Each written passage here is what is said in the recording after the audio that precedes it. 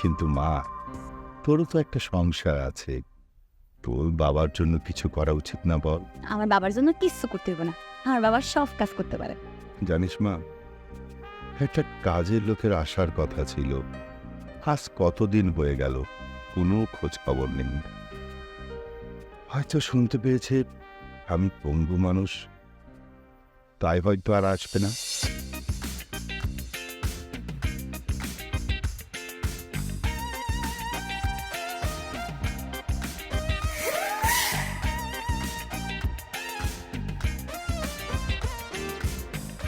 High high রে, দেখছো কারবার কোন গলদা পোলা আমাকে এলাকায় এসে প্রস্তাব করতেছে।